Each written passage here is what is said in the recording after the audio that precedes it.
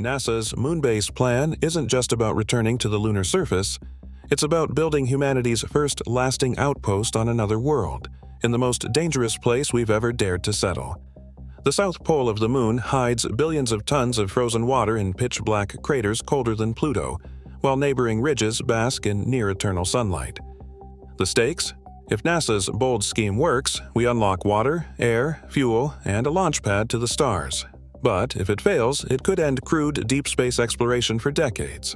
So why risk everything to live at the edge of the solar system's harshest frontier? And how do you turn a hostile, airless wasteland into our next home? Deep inside the moon's south pole, a buried prize has transformed everything we thought possible about living off Earth. In 2009, NASA's LCROSS mission slammed a probe into the shadowed floor of Cabeus crater. The resulting plume, analyzed by Dr. Anthony Colapride and his team, revealed a water signal, around 5% by weight, mixed right into the lunar soil. That's not just frost on the surface. It's enough ice, locked in the regolith, to support drinking water, breathable air, and even rocket fuel if we can extract it. These hidden wells are scattered in pockets across permanently shadowed craters where sunlight hasn't touched the ground for billions of years. For scientists and engineers, this is the ultimate survival jackpot. The challenge now is figuring out how to reach, mine, and use these frozen resources in a place colder than Pluto with technology that has never faced such extremes. Sunlight at the lunar South Pole is a rare commodity, rationed by the moon's low tilt and rugged terrain. Some ridges, like those on Shackleton Crater's rim, bask in daylight up to 90% of the year, offering weeks of continuous power before sudden darkness falls. But just meters away, the ground plunges into permanent shadow. Here, temperatures can swing from a scorching 60 degrees Celsius on sunlit peaks to minus 230 in the crater depths. That's colder than the surface of Pluto. Diviner thermal maps from NASA's Lunar Reconnaissance Orbiter reveal these wild contrasts, mapping out slivers of survivable ground surrounded by deadly cold. For every base site, even a small miscalculation could strand crews in days of darkness or expose them to heat that fries electronics.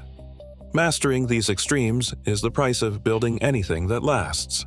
The surface of the moon is covered in a layer of dust so fine and sharp it can slice through spacesuits and grind down metal joints. Each step, each landing, throws up clouds of this powdery regolith. During Apollo 17, astronaut Harrison Schmitt suffered an allergic reaction after a single EVA, sneezing, watery eyes, and irritated skin. That was just from a few hours of exposure. For a permanent base, the problem gets much worse. Dust clings to every surface, driven by static charge, and seeps into airlocks and electronics. NASA's SwampWorks engineers have tested spray-on polymers that glue the dust together, creating temporary roads and pads. For something more lasting, teams are firing lasers and microwaves at regolith, melting it into glassy slabs that could pave landing zones. Early field trials showed cracks and bubbling, but each test brings the dream of a dust-proof outpost closer to reality. NASA's Foundation Surface Habitat is more than a shelter, it's the first real foothold for people on the moon.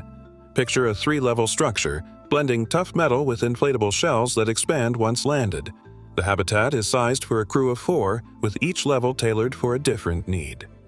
The bottom floor is where astronauts sleep, eat, and relax. Everyday life, but 380,000 kilometers from home. The middle level transforms into a laboratory and kitchen, packed with workstations for science and food prep. Up top, the third level is all about exploration. Airlocks, suit storage, and a quarantine zone for gear coming back from the surface. Advanced suit port airlocks help keep lunar dust out, and a rotating schedule means 2 astronauts are always inside while 2 venture out. Closed-loop systems recycle water and air, making every drop and breath count. It's a compact, engineered world, ready for weeks of survival and discovery. Turning moon dust into building blocks is no longer science fiction. ESA engineers and their partners have tested ways to bake lunar regolith into sturdy bricks using focused sunlight or microwaves, sidestepping the need to haul heavy materials from Earth. But progress hasn't come without friction. 2018 saw a flurry of patent disputes as teams from Europe, the US, and China raced to secure rights over binder chemistries and 3D printing methods. Meanwhile, mobility on the moon is getting a radical upgrade. Toyota and JAXA's Lunar Cruiser is designed for 1,000 kilometers of travel in a pressurized cabin, letting 2 astronauts live and work for a month without ever suiting up. Each advance brings a permanent, self-reliant lunar outpost closer to reality. Solar panels can't survive the 2-week lunar night, so NASA is betting on nuclear microreactors to keep the lights on.